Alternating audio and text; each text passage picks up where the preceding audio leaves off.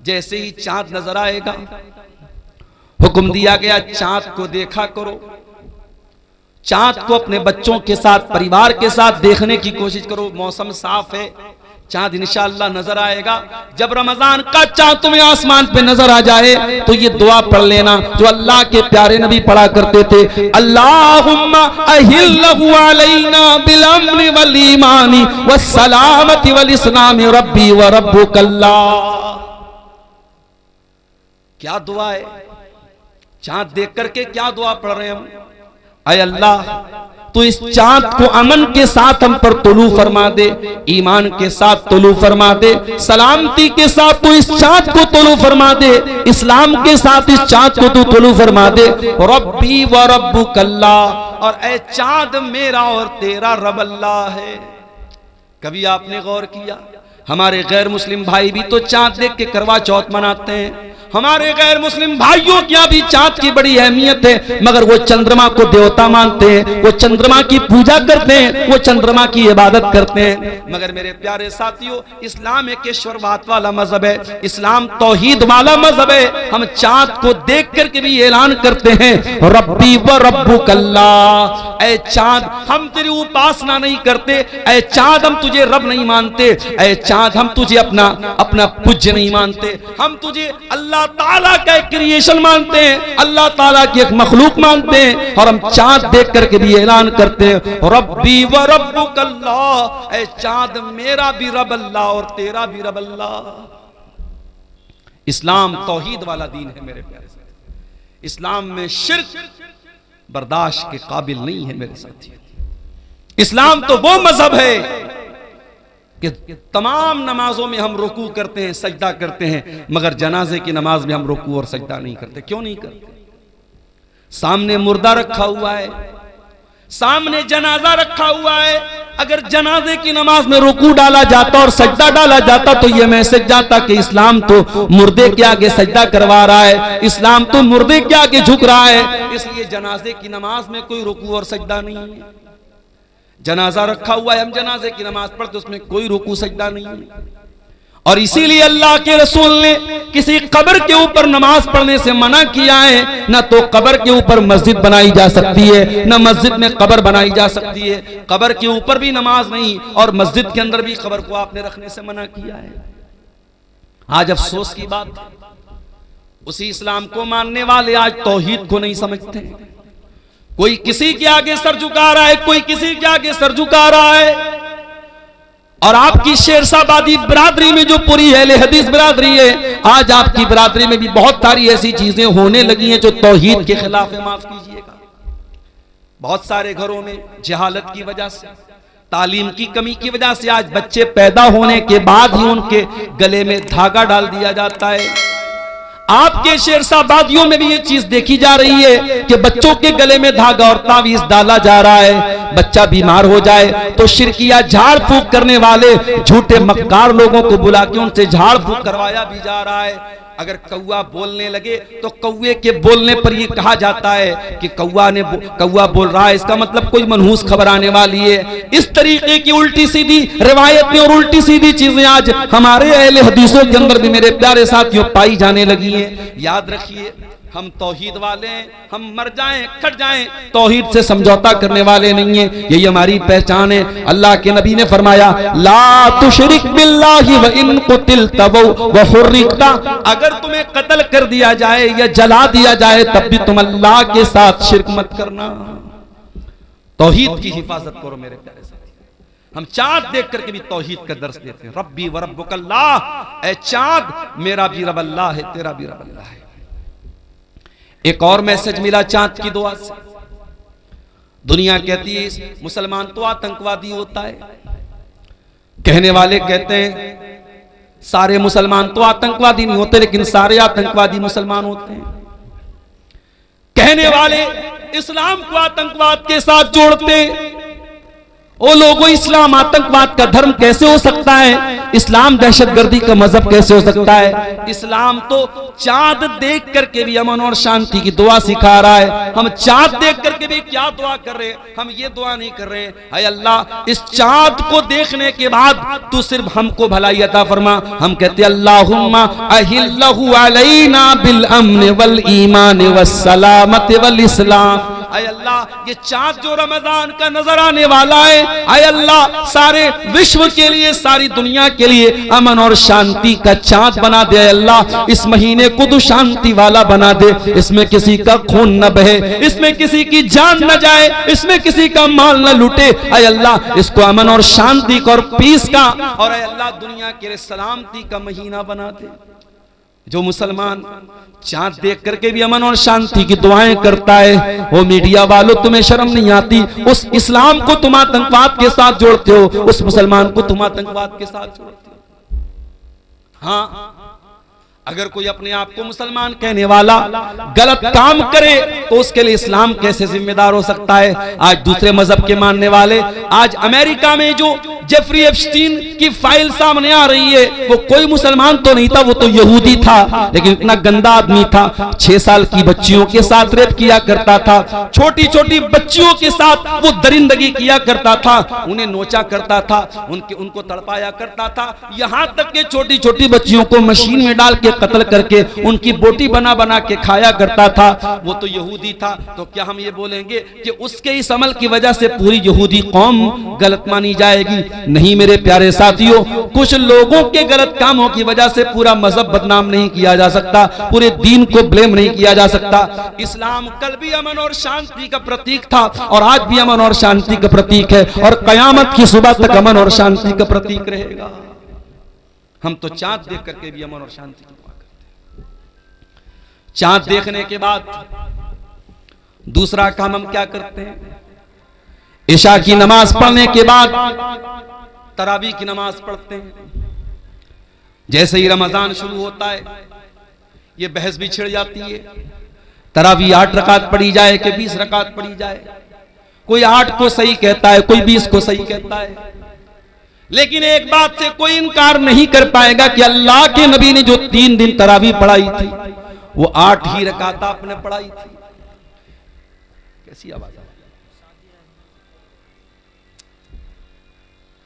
3 दिन तक अल्लाह के नबी ने जो तरावी की नमाज पढ़ाई थी वो 8 रकात थी, इसमें किसी को शक नहीं है मेरे प्यारे।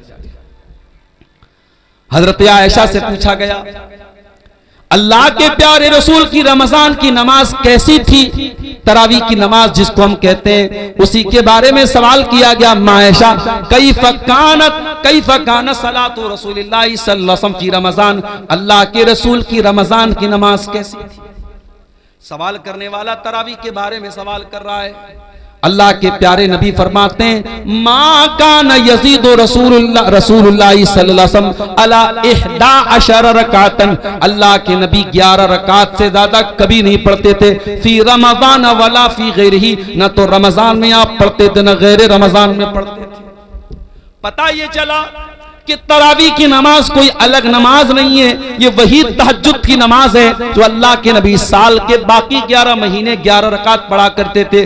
उसी नमाज को आसान बना करके हम इशा के फौरन बाद पढ़ लेते हैं, ताकि जो लोग रात में उठ करके तहज्जुद नहीं पढ़ सकते वो भी रमजान में तरावी पढ़ सके। भाई तहज्जुद की नमाज बड़े खुशनसीब लोगों को हासिल होती है, सब लोग तो तहज्जुद नहीं पढ़ता। कुरान में अल्लाह ताला जब अपने मुत्तकी बंदों का जिक्र करता है तो उनकी पहचान बताता है, वो तहज्जुद पढ़ते हैं।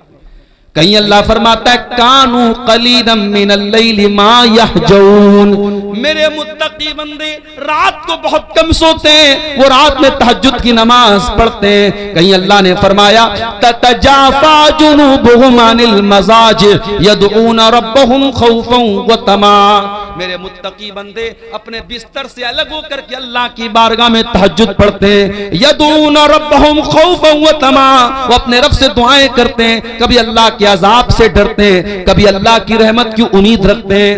व मिम्मा रज़क़नाहुम युनफिकून, और तहज्जुद पढ़ने के बाद अल्लाह की राह में सदका खैरात करते हैं। वही तहज्जुद की नमाज रमजान में तरावी के नाम से पढ़ी जाती है और अल्लाह के नबी ने इसको 11 रकात ही पढ़ा है। मेरे प्यारे साथियों, हमें और आपको भी चाहिए कि हम तरावी पढ़ें, लेकिन हाँ एक बात याद रखिए, तरावी की नमाज को आज हमारे यहाँ एक हवा बना दिया गया, बहुत मुश्किल बना दिया गया। नहीं, तरावी को आप बहुत मुश्किल मत बनाइए मेरे प्यारे साथियों। अगर हमारे नौजवानों का स्टेमिना बहुत कमजोर हो चुका है और वो बेचारे बहुत लंबी तरावी नहीं पढ़ पा रहे, तो ठीक है, आप हल्की ही तरावी पढ़ाइए। हल्की से मुराद ये है कि अगर एक पारा पूरा अगर इमाम पढ़ रहा है और एक पारे में सारे लोग शामिल हो सकते हैं तो एक पारा पढ़ाया जाए। अगर एक पारा भी लोग नहीं पढ़ पा रहे तो एक पारे से भी कम पढ़ा जा सकता है, लेकिन कोशिश ये कीजिए कि तरावी की नमाज पूरे महीने पढ़ी जाए। जो ये तरीका हमारे यहाँ चला है कि 3 दिन तरावी पढ़ते हैं, 5 दिन तरावी पढ़ते हैं, उसके बाद मस्जिदों में सन्नाटा छा जाता है, ये तरीका गलत है और किसी भी हदीस से ये तरीका साबित नहीं है कि सिर्फ 3 दिन तरावी पढ़ी जाए। अल्लाह के नबी फरमाते हैं, मन काम रमजान ईमानन व इहतिसाबन, जो रमजान में क़ियामुल लैल करता है, जो रमजान में तरावी की नमाज पढ़ता है ईमान के साथ और सवाब की नीयत के साथ, ये 2 चीजें बहुत जरूरी हैं। तरावी की नमाज का मकसद दिखावा नहीं होना चाहिए। तरावी की नमाज का मकसद ये बताना नहीं होना चाहिए कि मैं बहुत बड़ा नेक इंसान हूं। तरावी का 2 मकसद होना चाहिए, ईमानन व इहतिसाबन, ईमान के साथ और सवाब की नीयत के साथ जो तरावी की नमाज पढ़ेगा, अल्लाह के नबी फरमाते हैं, गुफिर लहू मा तक़द्दम मिन ज़म्बिही, उसके पिछले तमाम के तमाम गुनाह माफ हो जाएंगे। और ये भी याद रखिए, अभी आज एक फोन मेरे पास आया, मौलाना मैं एक जगह ड्यूटी कर रहा हूं, 12 बजे रात तक मेरी ड्यूटी है, मैं ड्यूटी से आने के बाद जमात तो मुझे नहीं मिलेगी, क्या मैं अकेले तरावी की नमाज पढ़ सकता हूं? मैंने कहा आप पढ़ सकते हैं, जायज है, लेकिन ये बात याद रखिए कि तरावी की नमाज जमात से पढ़ना अफजल है, जमात से पढ़ना अफजल और बेहतर है। इसलिए कि अल्लाह के नबी ने फरमाया, मन कामा मअल इमामी हत्ता यंसरिफ कुतिब लहू क़ियामुल लैला, जो इमाम के साथ क़ियामुल लैल करता है, जो इमाम के साथ तरावी की नमाज पढ़ता है, उसको पूरी रात तहज्जुद पढ़ने का सवाब मिलता है। इसलिए मेरे भाइयों, मस्जिद में तरावी का एहतमाम करो और औरतों के लिए भी इंतजाम करो ताकि माएं बहनें भी इस सवाब में शामिल हो सके, मर्द हजरात भी तरावी पढ़ें और पर्दे के साथ औरतों का भी इंतजाम करो, औरतें भी जाके तरावी की नमाज पढ़ें। और आगे बढ़िए, तरावी आपने पढ़ ली, रात में सो गया, सुबह 4 बज गए, आपकी बीवी ने आपको उठाया, उठिए। आपने कहा अरे 4 बज रहा है, तो मुझे क्यों उठा रही है? बीवी ने कहा शायद आप भूल गए आज पहला रोजा है, चलिए सहरी कर लीजिए। आप उठे, ब्रश किया आपने, मुंह धोया आपने, दस्तरखान पे बैठ के बीवी ने जो सहरी में बनाया था वो सहरी आप खाने लगे। 4 बजे सुबह आपने तो कभी नाश्ता नहीं किया था, आप तो सुबह 8-9 बजे नाश्ता करते थे। ये 4 बजे कौन सा नाश्ता हो रहा है? इसको सहरी बोलते हैं और ये सहरी बड़ी बरकत वाला खाना है।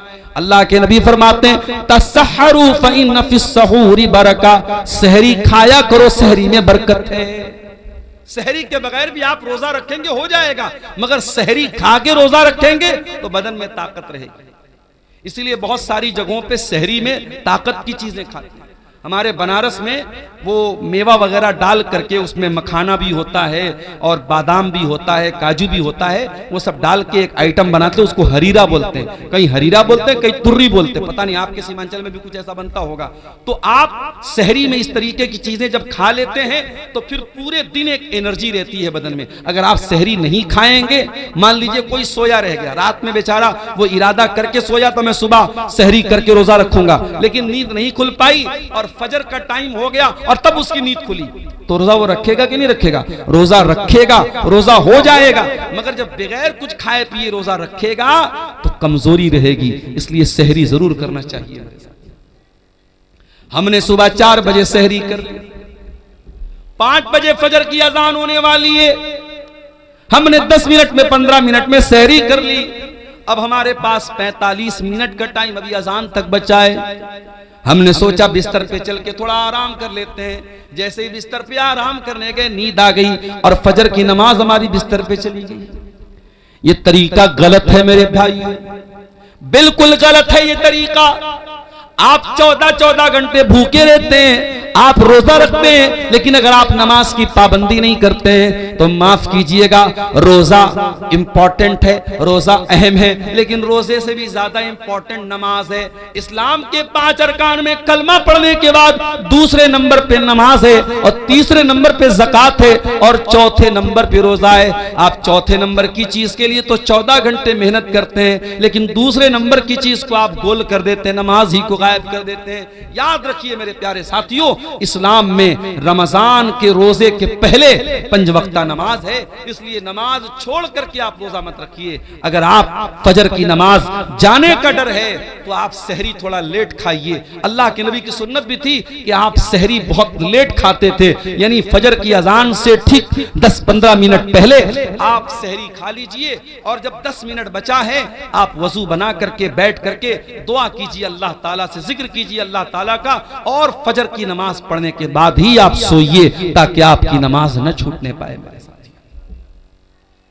और आगे बढ़िए, आपने सहरी खाई, फजर की नमाज आपने पढ़ ली, उसके बाद आपको मगरिब की अजान तक कुछ खाना नहीं है। दोपहर का टाइम आया, जोहर की नमाज पढ़ने के लिए आप मस्जिद में आए, सुबह 5 बजे आपने पानी पिया था, आपका हलक बिल्कुल सूख करके कांटा हो चुका है।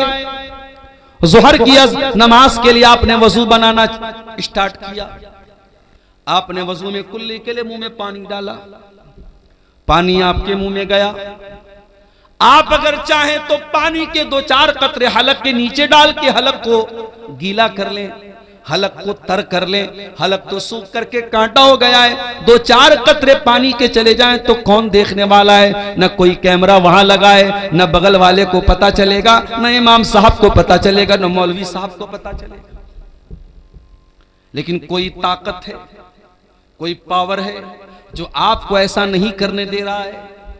आप प्यास के मारे बुरा हाल है आपका हलक सूख करके कांटा बना हुआ है और पानी आपके मुंह में जा रहा है, मगर वो कौन सी ताकत है जो पानी को हलक के नीचे डालने नहीं देती है? पानी बाहर आ जाता है, पानी हलक के नीचे नहीं उतरता है। मेरे प्यारे साथियों, इसी का नाम तकवा है, इसी का नाम अल्लाह का डर है, और रमजान का महीना यही तकवा हमें सिखाता है। इसीलिए अल्लाह ने फरमाया, या अय्युहल्लज़ीना आमनू कुतिबा अलैकुमुस्सियामु कमा कुतिबा अलल्लज़ीना मिन क़ब्लिकुम लअल्लकुम तत्तक़ून।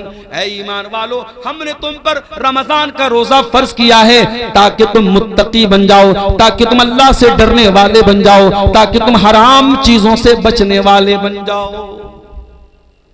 रोजे की हालत में खाना नहीं खा सकते, पानी नहीं पी सकते, बीवी से मिल नहीं सकते, बीवी के साथ रोमांस कर सकते हैं, गले लग सकते हैं, बीवी को टच कर सकते हैं, लेकिन अगर डर हो इस बात का कि बीवी से ज्यादा करीब होंगे तो हो सकता है कि बीवी के साथ सोहबत हो जाए। जिसको इस बात का डर हो वो बीवी से बहुत ज्यादा करीब भी न जाए। रोजे की हालत में आप इंजेक्शन भी लगवा सकते हैं, लेकिन शर्त यह है कि ताकत का इंजेक्शन ना हो, ग्लूकोज का इंजेक्शन ना हो। नॉर्मल इंजेक्शन भी आप लगवा सकते हैं। रोजे की हालत में आप कान में ड्रॉप भी डाल सकते हैं, आंख में ड्रॉप भी डाल सकते हैं, हाँ, नाक में कोई दवा नहीं डालेंगे। रोजे की हालत में आप खून की जांच भी करवा सकते हैं, लेकिन हाँ, खून चढ़वा नहीं सकते, खून दे नहीं सकते, खून ले नहीं सकते।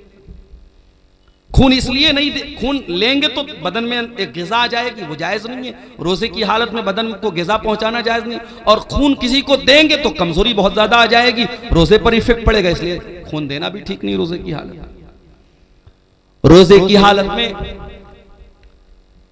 आप अगर भूल करके कुछ खा गए, नबी अकरम ने फरमाया, अगर भूल चूक करके तुम्हारे मुंह में कुछ चला गया, खा लिया, तो जैसे ही याद आ जाए फौरन बाज आ जाओ। और तुमने जो भूल करके खा लिया पी लिया, उससे तुम्हारे रोजे पर कोई फर्क नहीं पड़ा, बस ये समझो कि तुमको अल्लाह ने खिला दिया। अब मान लो आप घर में आए, प्याले में दाल रखी हुई थी, आपने थोड़ी सी दाल पी ली, फिर आपको याद आया अरे भाई अभी तो रमजान शुरू हो गया है। फिर आपको अब्दुल गफ्फार साहब की तकरीर भी याद आ गई, उन्होंने कहा था अल्लाह ताला खिला रहा, आपने पूरी गटागट पूरी दाल आप पी गए। ये नहीं कर देना भाई, वरना मसला फंस जाएगा, बदनाम मैं हो जाऊंगा। जितना चला गया, जितना गलती से भूल से आपने खा लिया, बस वहीं स्टॉप हो जाओ। जैसे ही याद आ गया मैं रोजा, अच्छा अब ये भी है, बाज लोगों को याद कब आता है जब पूरा खा पी के डकार लेते अल्हम्दुलिल्लाह, उसके बाद उनको याद आता है कि हाँ मैं रोजा हूं। तो इतनी कमजोर याददाश्त भी आपकी नहीं होनी चाहिए। रोजे की हालत में अगर भूल करके आपने खा लिया तो कोई गुनाह की बात नहीं। इसी तरीके से आप सुबह सहरी कर रहे थे, आप चाय पी रहे थे, आप दूध पी रहे थे, उतने में अजान शुरू हो गई, तो बर्तन में जितना दूध है, जितनी चाय है, उसको आप कंप्लीट कर लीजिए, उस पर अल्लाह ताला की आपकी कोई पकड़ नहीं होगी। अजान अगर होने लगे तो बर्तन में जो चीज आप पी रहे हैं उसको आप कंप्लीट कर सकते हैं, उसमें कोई गुनाह की बात नहीं। और यह भी नोट कर लीजिए, रोजे की हालत में अगर रात में इंसान अपनी बीवी से मुलाकात करता है, जाहिर है कि रात में तो जायज है, या रात में इंसान सो गया और वो नापाक हो गया, उसको एहतलाम हो गया, नाइट फॉल हो गया, अब सुबह वो उठा तो वो नापाक है, यानी उसके ऊपर गुस्ल वाजिब है। अब वो क्या करे, वो रोजा रखेगा कि नहीं रखेगा? रोजा रखेगा। और अगर उसी हालत में फजर की अजान भी हो गई तो भी कोई गुनाह की बात नहीं है, उसका रोजा बिल्कुल सही है। लेकिन हां, अगर इंसान रात में नापाक हुआ है, सुबह उसी हालत में सहरी कर सकता है, लेकिन फजर की अजान अगर हो गई है तो जितना जल्दी मुमकिन हो वो गुस्ल करे और जमात से जाकर के नमाज पढ़े। कुछ लोग क्या करते हैं, नापाक हो गए तो आराम से सोए रहते हैं, सुबह 8 बजे 9 बजे उठ करके गुस्ल करते हैं और फिर नमाज पढ़ते हैं। ये गलत है, ये नाजायज है, ये हराम है। आप नमाज को बिना मजबूरी के उसके टाइम से डिले नहीं कर सकते। अगर आप नापाक हैं, जितना जल्दी मुमकिन हो आप नापाकी को दूर कीजिए और नमाज पढ़िए। और ये भी याद रखिए, अगर फजर के 1 मिनट पहले भी औरत अगर हैज में थी और पाक हो गई, 1 मिनट पहले भी, मान लीजिए कि अगर 5:15 पे फजर की अजान हो रही है और 5:14 पर औरत को यह लगा कि मैं पाक हो गई हूं, मेरा हैज आना बंद हो गया, पीरियड आना बंद हो गया मेरा, तो उस दिन का रोजा वो रखेगी, उस दिन का वो रोजा रखेगी और फौरन वो गुस्ल करके फजर की नमाज भी पढ़ेगी। हाँ, अगर इसका उल्टा हो जाए, अगर फजर की अजान के 1 मिनट के बाद भी अगर औरत को जो है वो हैज आ जाए तो वो उस दिन का रोजा नहीं रखेगी, वो नापाक मानी जाएगी, वो जितने दिन पीरियड में रहेगी वो रोजा नहीं रखेगी। अगर मगरिब की अजान के 1 मिनट पहले भी उसको हैज आ गया तो वो रोजा उसका काउंट नहीं होगा, उस रोजे को वो बाद में पूरा करेगी, वो रोजा उसका पूरा नहीं माना जाएगा। ये मसले हैं, इसकी भी जानकारी हमको कर लेना जरूरी है। शाम का टाइम आया, आपने, बीवी आपकी कमरे में आती है, वही बीवी जो आपके लिए सर से पैर तक हलाल है, आपने रोजे की हालत में अपने आप को कंट्रोल किया है, बीवी के करीब नहीं जा रहे, आपको बहुत तेज भूख लगी, आपके घर में खाने पीने के बहुत सारे आइटम रखे हुए हैं, लेकिन आप उन चीजों को नहीं खा रहे, आपको प्यास लगी, आप कोई चीज पी नहीं रहे। ये रोजा हलाल चीजों को आपसे छुड़वा रहा है। खाना हलाल है लेकिन आप खाना नहीं खा रहे, पानी हलाल है लेकिन पानी नहीं पी रहे, बीवी हलाल है लेकिन बीवी के करीब नहीं जा रहे। मेरे प्यारे साथियों, ये रोजा हमें ये सबक दे रहा है, ऐ रोजा रखने वाले, अगर तू अल्लाह के हुक्म पर हलाल चीजों को छोड़ सकता है तो तू हराम को भी छोड़ सकता है, और अगर तू हलाल को छोड़ता है और हराम को नहीं छोड़ता है तो फिर तेरे रोजा रखने का कोई मतलब नहीं है। कुछ लोग क्या करते हैं, दिन भर तो रोजा रखते हैं और मगरिब की जैसे ही अजान होती है, इफ्तार करने के बाद पहले सिगरेट का धुआं निकालते हैं, पहले बीड़ी का धुआं निकालते हैं। अरे अल्लाह के बंदे, अगर तुझे सिगरेट इतनी प्यारी है और बीड़ी इतनी प्यारी है कि तू मगरिब की अजान का वेट कर रहा था, तो इससे तो बेहतर था तू रोजा ही ना रखता। तू रोजा ही न रखता, तू अल्लाह के लिए हलाल चीजों को छोड़ने को तैयार है, तो तू हराम को नहीं छोड़ सकता। मेरे प्यारे साथियों, रमजान हमें चेंज करने के लिए आया है, रमजान हमारे अंदर परिवर्तन लाने के लिए आया है। रमजान ने हमारे सोने का, खाने का, पीने का टाइम चेंज कर दिया है।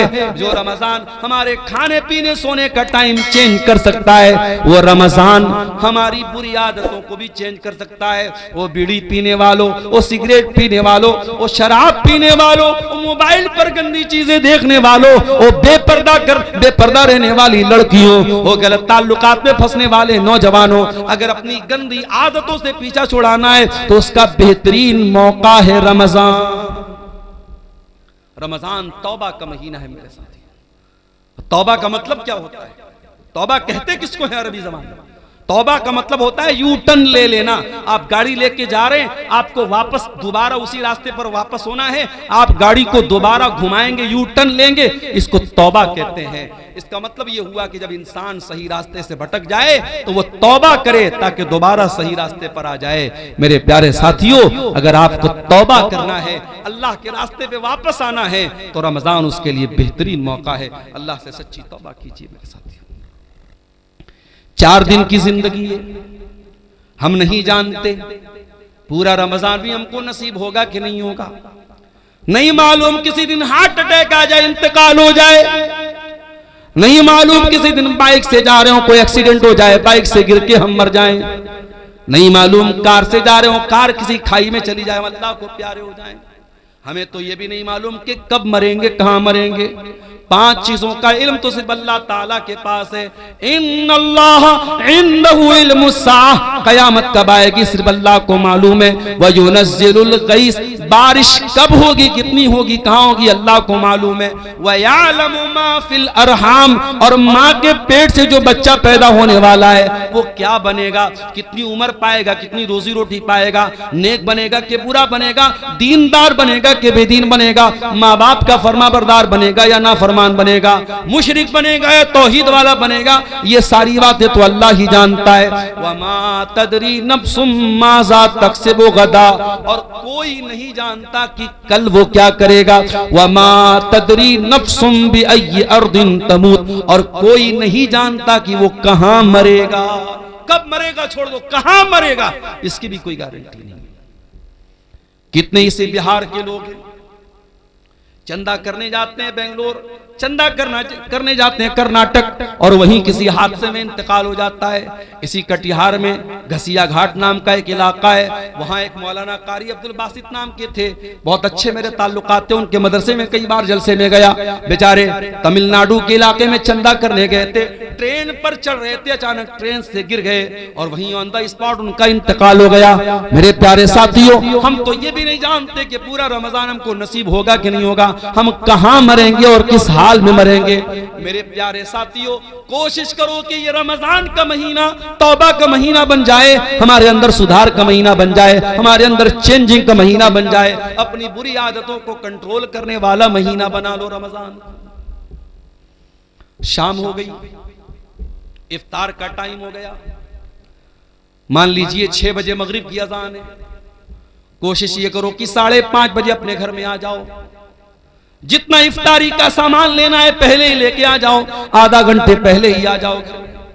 दस्तरखान बिछा लो, बच्चों और परिवार को साथ में ले लो और अल्लाह की बारगाह में दुआ करो। मेरे प्यारे साथियों, रोजे की हालत में अल्लाह ताला दुआ जल्दी कबूल करता है। रोजे का दुआ के साथ बड़ा गहरा कनेक्शन है, और इसीलिए अल्लाह ताला ने कुरान में जहां रमजान का जिक्र किया है, जहां रोजे का जिक्र किया है, वहीं अल्लाह ने फरमाया वइज़ा सअलका इबादी अन्नी फइन्नी करीब। ऐ मेरे नबी, जब मेरे बंदे आपसे मेरे बारे में सवाल करें कि अल्लाह कहाँ है, तो ऐ नबी उनको बता दीजिए कि अल्लाह ताला बहुत करीब है। उजीबु दावत दाई इज़ा दान, और जब भी कोई दुआ करने वाला अल्लाह को पुकारता है, अल्लाह जरूर उसकी दुआ को सुनता है। शर्त ये फलयस्तजीबू ली वलयुमिनू बी, कि वह अल्लाह की बात माने और अल्लाह पर ईमान रखे। अगर वाकई में हम अल्लाह की बात माने तो जरूर अल्लाह हमारी दुआ सुनेगा, मगर हम अल्लाह की बात मानते कहां हैं?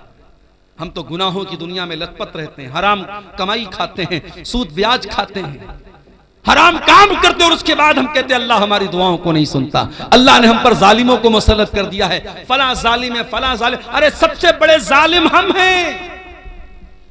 दूसरों को जालिम कहने से पहले अपने गिरबान में झांके हमने अपने ऊपर कितना जुल्म किया है। इसलिए मेरे प्यारे साथियों, रमजान में दुआ करो, और दुआ करना है तो जरा नबियों से सीखो कि दुआ कैसे की जाती है। आदम अलैहिस्सलाम से गलती हो तो क्या दुआ की उन्होंने, और रब्बना ज़लमना अनफुसना व इल्लम तगफिर लना व तरहमना लनकूनन्न मिनल खासिरीन। ऐ परवरदिगार, हमने अपनी जानों पर जुल्म किया है, और अगर तूने नहीं बख्शा और तूने रहम न किया, ऐ अल्लाह हमसे ज्यादा खसारा उठाने वाला कोई न होगा। यूनुस अलैहिस्सलाम को देखो, मछली के पेट में, जहां दुनिया का कोई नेटवर्क काम नहीं करता, वहां क्या दुआ कर रहे हैं, फनादा फिज़्ज़ुलुमाति अल्ला इलाहा इल्ला अंत सुब्हानका इन्नी कुन्तु मिनज़्ज़ालिमीन। यूनुस अलैहिस्सलाम ने तीन अंधेरों में, समंदर का अंधेरा था, पानी का, समंदर का अंधेरा था, रात का अंधेरा था, और मछली के पेट का अंधेरा था। तीन अंधेरों में उन्होंने अल्लाह को पुकारा, और क्या पुकारा, ला इलाहा इल्ला अंता सुब्हानका इन्नी कुन्तु मिनज़्ज़ालिमीन। ऐ अल्लाह तू पाक है, ऐ अल्लाह तेरे सिवा मेरा कोई सहारा नहीं है, ऐ अल्लाह तू पाक है, इन्नी कुन्तु मिनज़्ज़ालिमीन। ऐ अल्लाह मैं जालिम हूं, मेरी गलती है। दुआ मांगने का तरीका सीखो मेरे प्यारे साथियों नबियों से। इसीलिए अल्लाह के नबी फरमाते हैं, मछली वाले नबी की दुआ बहुत बेहतरीन दुआ है, और मुसलमान जब भी किसी मुसीबत में ये दुआ करेगा, अल्लाह ताला जरूर उसकी दुआ को सुनेगा। इब्राहिम अलैहिस्सलाम को देखो, 85 साल की उम्र हो चुकी है, औलाद नहीं है। यहां तो 14-15 साल हो जाए और औलाद ना हो तो दुनिया वाले ताना मारने लगते हैं कि इसको तो औलाद नहीं हो रही है, और इंसान भी मायूस हो जाता है। यहाँ 85 साल की उम्र हो चुकी है, इब्राहिम अपने रब से मायूस नहीं है। क्या दुआ करते हैं, रब्बी हबली मिन लदुनका ज़ुर्रियतन तय्यबा इन्नका समीउद दुआ। ऐ अल्लाह तू मुझे पाक औलाद दे दे, ऐ अल्लाह तू दुआओं को सुनने वाला है। रब्बी हबली मिनस सालिहीन, ऐ अल्लाह मुझे नेक बेटा अता फरमा। अय्यूब अलैहिस्सलाम को देखो, बीमार है, पूरे बदन में जख्म है, पूरे बदन से खून बह रहा है, पूरे बदन में परेशानी है, और अय्यूब अलैहिस्सलाम दुआ कर रहे हैं, व अय्यूबा इज़ नादा रब्बहू अन्नी मस्सनियद्दुर्रु व अंत अरहमुर राहिमीन। कहते ऐ अल्लाह मुझे ये बीमारी पहुंची है, ऐ अल्लाह मुझे ये तकलीफ पहुंची है, और ऐ अल्लाह सबसे बड़ा रहम करने वाला तू है, अगर तूने रहम न किया तो तेरा बंदा कहां जाएगा।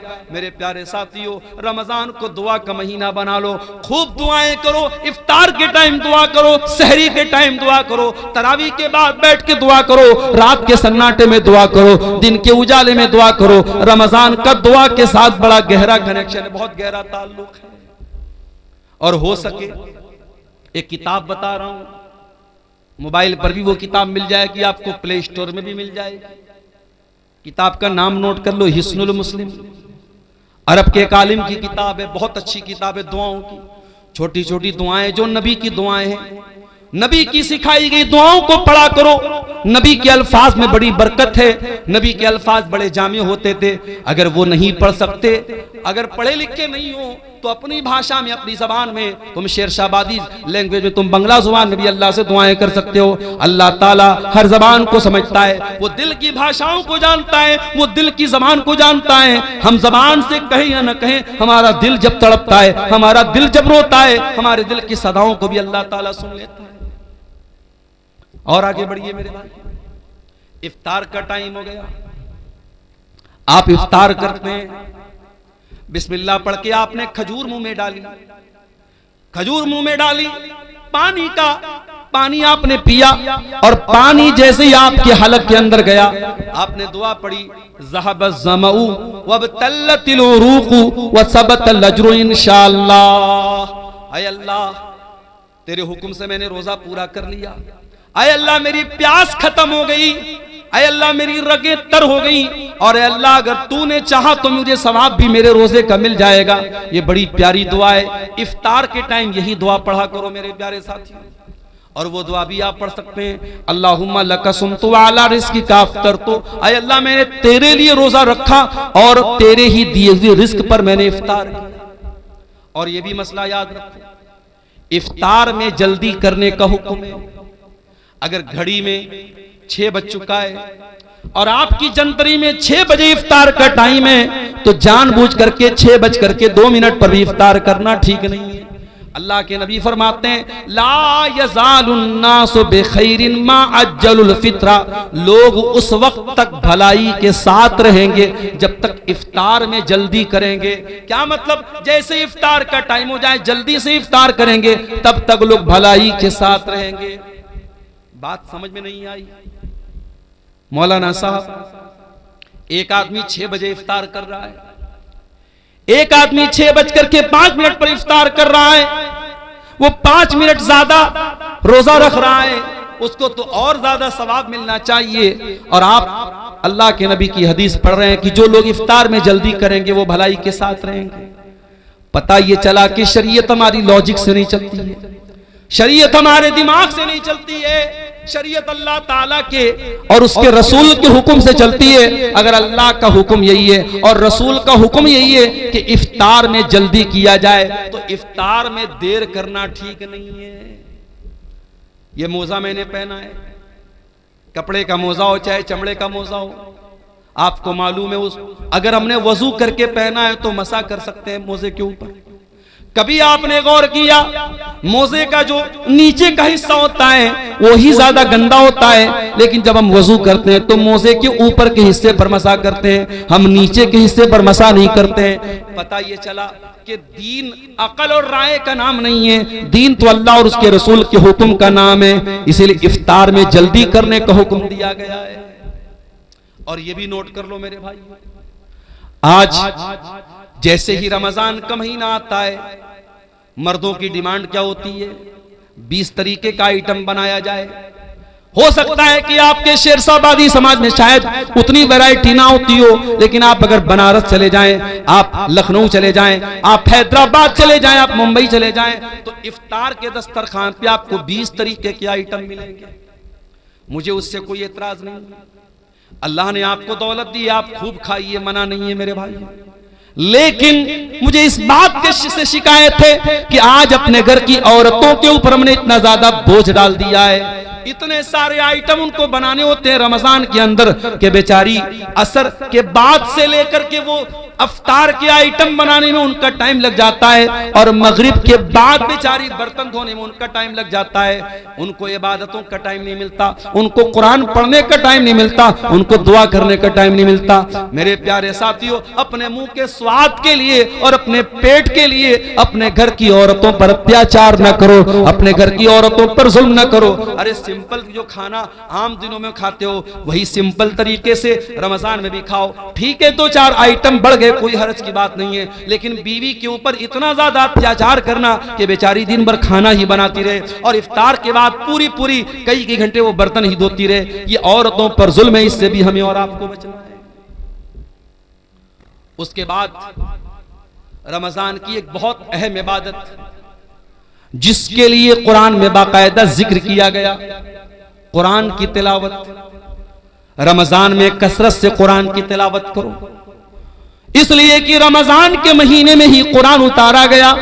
फरमाया शहरु रमजान अल्लज़ी उन्ज़िला फ़ीहिल कुरान, रमजान के महीने में कुरान उतारा गया। हुदल लिन्नास, और ये कुरान सारी मानवता के लिए हिदायत बन करके आया। व बय्यिनातिम मिनल हुदा वल फुरकान, और इस कुरान की आयतें सच्चाई को खोल खोल के बयान करने वाली हैं।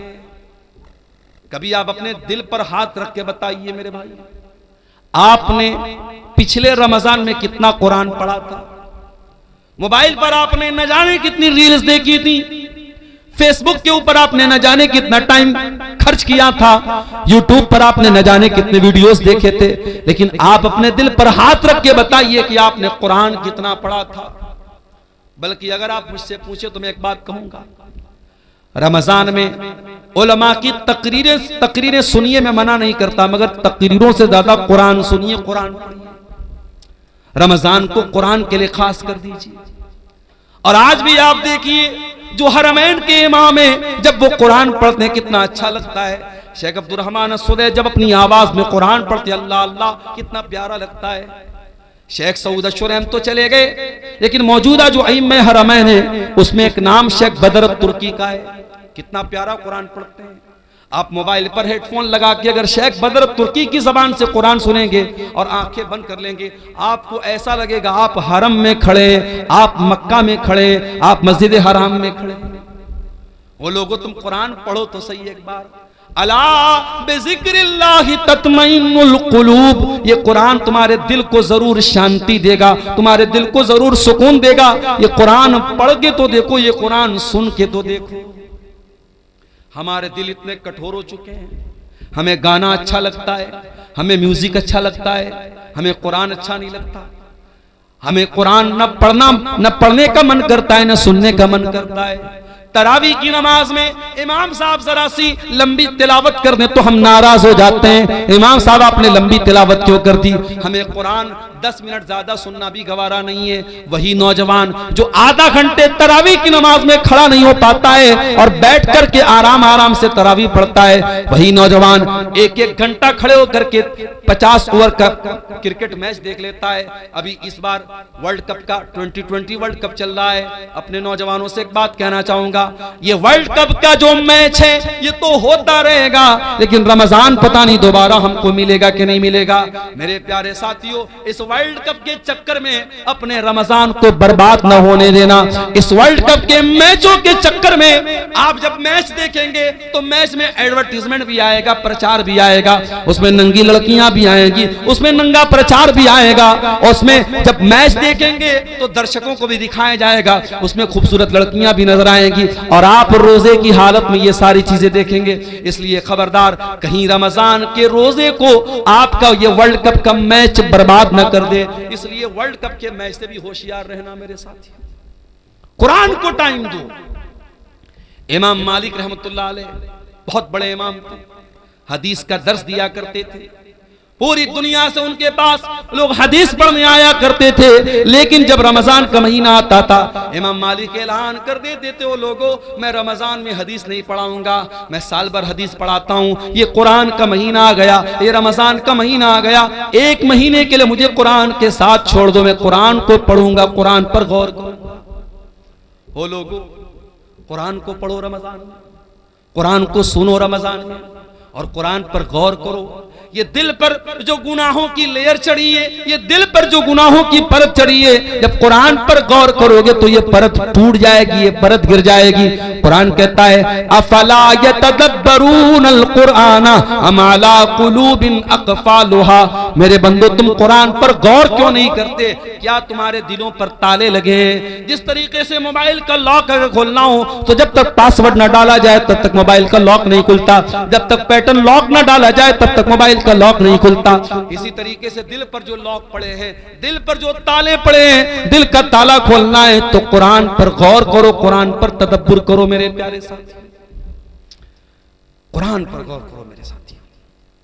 अल्लाह के नबी जिनके ऊपर कुरान उतरा था, अल्लाह के नबी कभी कभी दूसरे के मुंह से कुरान सुना भी करते थे। एक मर्तबा आपने अब्दुल्ला बिन मसूद से फरमाया, ऐ अब्दुल्ला इक़रा अलैयल कुरान, ऐ अब्दुल्ला मुझे कुरान पढ़ के सुनाओ।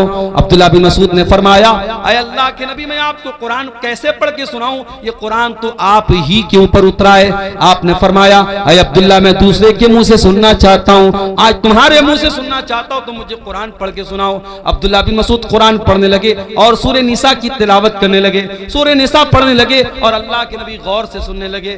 पढ़ते पढ़ते पढ़ते पढ़ते अब्दुल्ला बिन मसूद इस आयत पर पहुंचे, फकैफा इज़ा जिना मिन कुल्ली उम्मतिन बिशहीद, ऐ मेरे नबी उस वक्त आपका क्या हाल होगा जब हम हर उम्मत में से एक गवाह लाएंगे।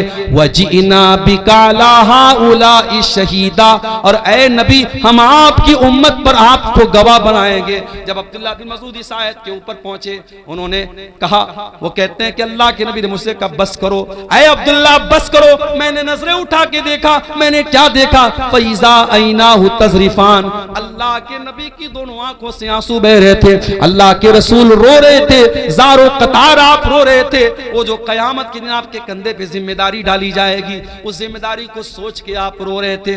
ओ मुसलमानों, तुम्हारे नबी तो अपनी जिम्मेदारी का ख्याल करके रो रहे हैं, तुम्हें अपनी जिम्मेदारी का ख्याल कब आएगा? आज ये कौम कहां जा रही है? इस कौम का नौजवान कहां जा रहा है?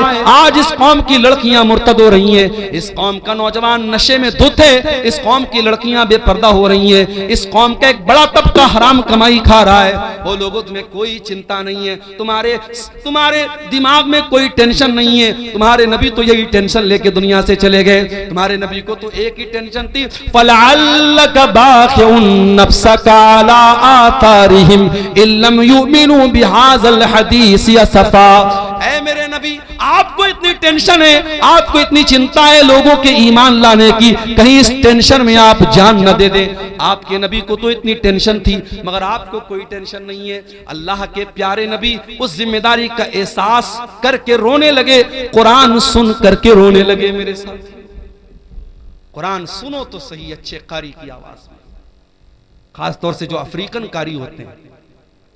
उसमें एक कारी है, कभी यूट्यूब पर सर्च मारिएगा, सूफी अब्दुल रशीद नाम है उनका, ये शायद उधर अफ्रीका वगैरह कहीं के हैं। आवाज बिल्कुल नॉर्मल है, लेकिन जब कुरान पढ़ते हैं दिल में जाके लगता है। मेरे साथी, बड़ा प्यारा कुरान पढ़ते, सूफी अब्दुल रशीद नाम है। अच्छे कारी की आवाज में आप कुरान सुनिए, आप ये गाने बजाने भूल जाएंगे। दिल पर जो असर पड़ेगा मेरे साथियों, मैं बयान नहीं कर सकता उसको। रमजान को कुरान का महीना बनाइए मेरे साथियों, और आगे बढ़िए। एक और काम अल्लाह के नबी करते थे रमजान में। अब्दुल्लाह बिन अब्बास कहते हैं, अल्लाह के नबी रमजान में बहुत ज्यादा सखावत किया करते थे, अल्लाह की राह में दान दिया करते थे। आज भी मुसलमान अपने माल की ज़कात इसी रमजान के महीने में निकालता है। मेरे प्यारे साथियों, आप अपने माल की जो ज़कात होती है आप साल में कभी भी निकाल सकते हैं, बल्कि ज़कात का सही मसला तो यह है, मिसाल के तौर पर अगर मेरे पास आज 1 लाख रुपया है, आज 1 लाख रुपया मेरे पास आया और आज ही के दिन अगले साल तक वो पैसा मेरे पास रहा, तो आज ही के दिन मेरे ऊपर ज़कात फर्ज होगी। लेकिन लोग अपनी आसानी के लिए रमजान में ज़कात निकालते, कोई हरज की बात नहीं, निकाल सकते हैं आप। लेकिन हाँ, ज़कात देने का तरीका भी आज हमारा बड़ा निराला है मेरे साथी।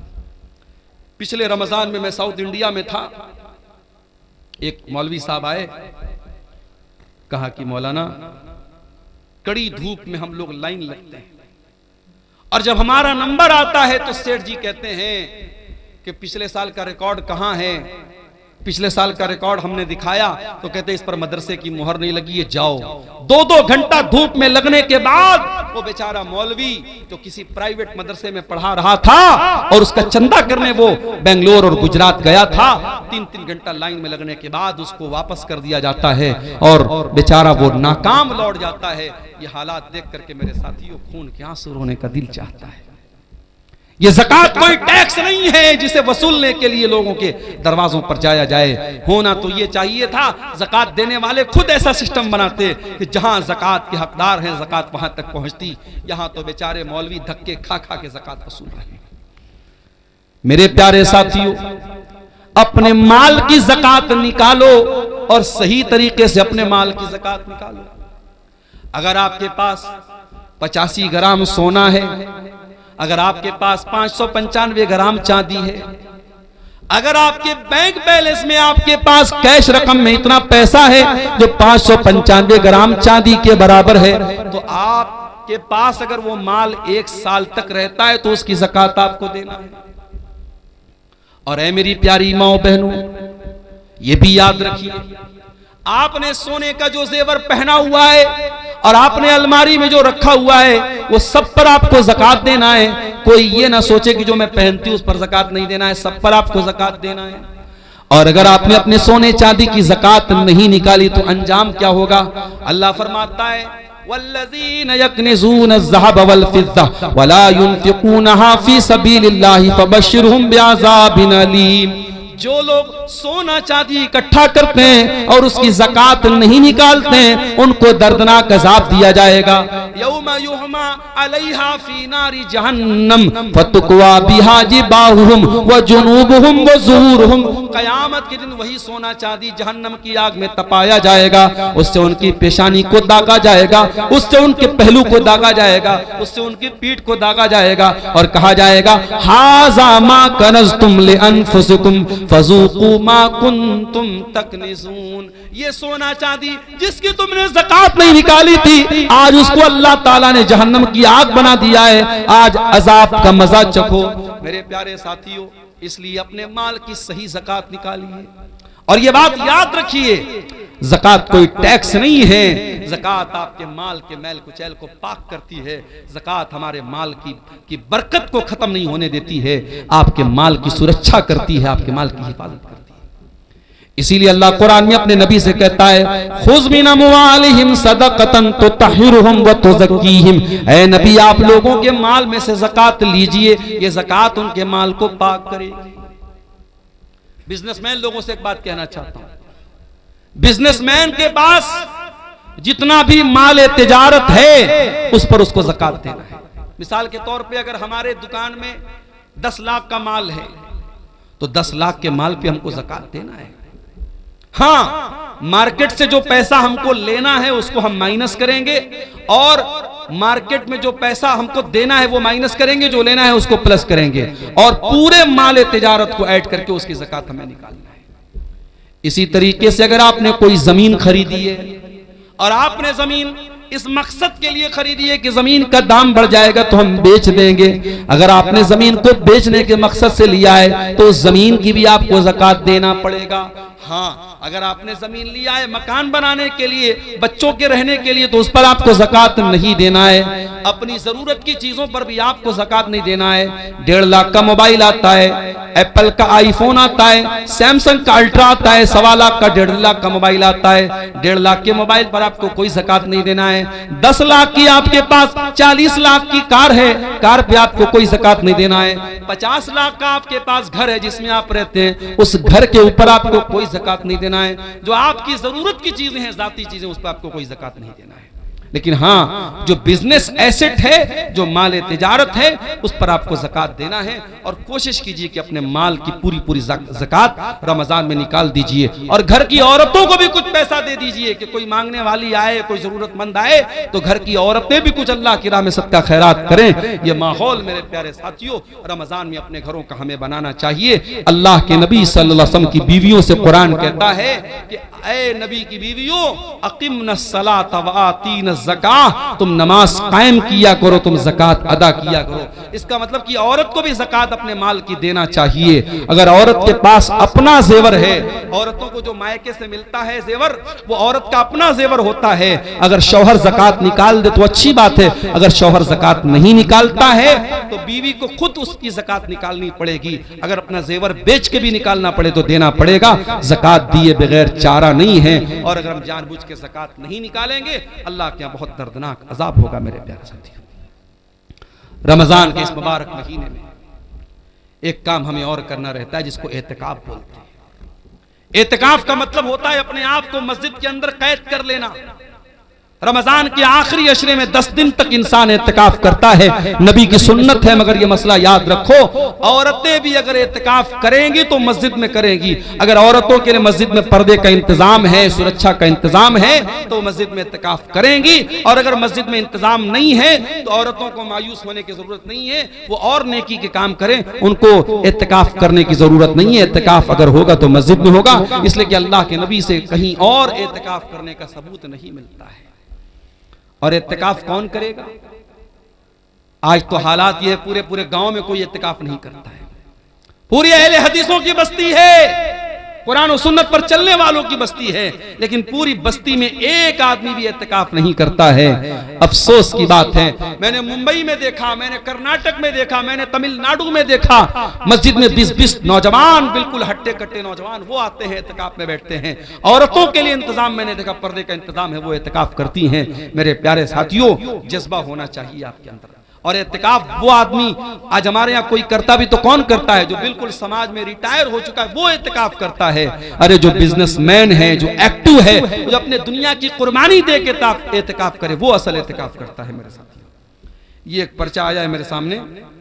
हमारे इलाके में एक घर है जिसमें हर दिन 2 से 4 मरतबा अपने आप आग लग रही है।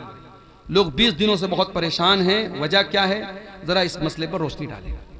देखिए, कभी कभी कुछ चीजों की वजह नॉर्मल होती है, लेकिन हम वजह कुछ और समझते हैं। हम बाइक से जा रहे हैं, बिल्ली ने रास्ता काटा, हम कहते हैं मौलवी साहब बिल्ली ने रास्ता क्यों काटा? अरे बिल्ली को जाना था कहीं, वो जा रही थी, उसमें क्या मसला है? आग लग रही है तो आग लगने की कोई वजह है। अब कुछ लोग उसको जबरदस्ती कि साहब वहां कुछ शैतान का मामला है, ये है वो, ऐसा कुछ नहीं है। अगर आपको ये लग रहा है कि ये आग जो लग रही है नॉर्मल कोई वजह नहीं है, आप वहां कुरान पढ़िए, उस घर में अल्लाह का जिक्र कीजिए, कुरान पढ़िए, नमाज पढ़िए। उसके बाद कौन से शैतान की मजाल है कि वहां अपनी कोई हरकत कर सके? और आग अगर लगती है तो कहीं ना कहीं लापरवाही से लगती है। अल्लाह के नबी की हदीस है कि रात में सोने के पहले चिराग बंद करो। हमारे यहाँ लोग सर्दियों में हीटर जलाते हैं और हीटर चलाए चलाए सो जाते हैं, कितनी जगह एक्सीडेंट हो जाता है। जो नबी की हदीस है, जो नबी का फरमान है, उस पर हमेशा हमें अमल करना है। रात में जो भी आग से रिलेटेड चीजें, चाहे गैस का चूल्हा हो, चाहे चिराग की बत्ती हो, चाहे हीटर हो, सब बंद करके सोना चाहिए। तो बहरहाल अगर किसी घर में बार बार आग लग रही है, उसकी वजह पे गौर कीजिए। कोई हर चीज के पीछे कोई दूसरी वजह सोचना और समझना ये मुनासिब नहीं है। वल्लाहु आलम बिस्सवाब। ज़कात के माल से क्या मदरसे के उस्ताद, क्या इतना ही लिखा है? मदरसे के उस्ताद को शायद ये पूछना चाह रहे कि मदरसे के उस्ताद को तनख्वाह दे सकते हैं कि नहीं। देखिए, जो भी हमारे यहाँ दीनी मदरसे हैं, उलमा का एक बड़ा तबका, उलमा की एक बड़ी जमात का ये मानना है कि हिंदुस्तान के माहौल में जो दीनी मदरसे हैं ये फी सबीलिल्लाह के अंदर आते हैं। जो कुरान में अल्लाह ताला ने ज़कात किसको देना है, 8 जगहों पे ज़कात का पैसा दे सकते हैं। उसमें एक जगह है फी सबीलिल्लाह, अल्लाह की राह में भी ज़कात का पैसा दे सकते हैं। तो उलमा की एक बड़ी जमात का कहना है कि मदरसा जहां दीनी तालीम होती है वहां पे हम ज़कात दे सकते हैं, क्योंकि वो फी सबीलिल्लाह के अंदर आता है।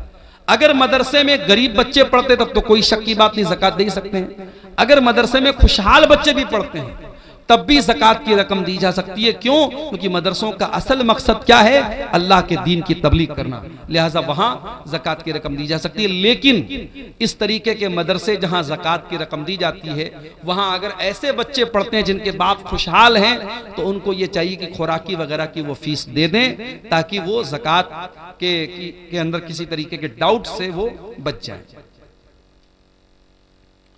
हदीस के मुताबिक इफ्तारी में जल्दी करने का हुक्म है, लेकिन हमारे इलाके में एक ही जगह में अहनाफ कुछ और अहले हदीस हजरात कुछ औकात में इफ्तारी करते हैं। उसकी क्या वजह हो सकती है? क्या इसमें भी अव्वल और आखिर वक्त का मसला है, यानी 2 से 4 मिनट? अहनाफ के यहाँ जबरदस्ती सिर्फ एहतियात के नाम पे 2-4 मिनट लेट किया जाता है। उसकी कोई दलील नहीं है। जो जंतरी के औकात है बहुत सोच समझ करके, हिसाब व किताब करके बनाए गए हैं। नबी के ज़माने में जंतरी नहीं थी, नबी के ज़माने में घड़ी नहीं थी, आसमान देख करके लोग इफ्तार करते थे। आज तो अल्हम्दुलिल्लाह घड़ी है और जंतरी में बाकायदा पूरा तहकीक करने के बाद इफ्तार का टाइम तय किया गया है। वो उसमें ताखिर करने का कोई जो है मतलब नहीं है। जो लोग एहतियात के नाम पर देर करते हैं वो ठीक नहीं है। क्या सहरी के लिए माइक में ऐलान करना सही है? सहरी के लिए, सहरी खत्म करने के लिए अजान होती है, वो काफी है। अलग से कोई माइक से ऐलान करना ठीक नहीं है। रोजे की हालत में खून चेक कराना कैसा? करा सकते हैं, खून की जांच करा सकते हैं, कोई हरज की बात नहीं। क्या मस्जिद के माइक में गजल हमद पढ़ना सही है? गजल हमद जो है ये अगर अच्छा कलाम है और मान लीजिए कि मस्जिद में कोई प्रोग्राम वगैरह हो रहा है तो उस मौके पर तो पढ़ सकते हैं। ऐसे ही नॉर्मली जो है लाउड स्पीकर से गजल और हमद पढ़ना ये ठीक नहीं है, ये दूसरों को तकलीफ पहुंचाने वाली बात होगी। क्या लिखा है? कय के होने से क्या रोजा टूट जाए? अगर बीमारी की वजह से उल्टी होगी किसी को तो खुद से जो उल्टी हो जाती है उससे रोजा नहीं टूटता है। उल्टी होने से रोजा नहीं टूटता है। हाँ, कोई जानबूझ करके अपने मुंह में हाथ डाल के उल्टी करे तो उससे रोजा टूट जाएगा, लेकिन जो खुद से बीमारी की वजह से उल्टी होती है उससे रोजा नहीं टूटेगा। क्या झूठ बोलने से रोजा टूट जाता है? झूठ बोलने से रोजा टूटता नहीं है, मगर झूठ बोलना रोजे की हालत में हराम है।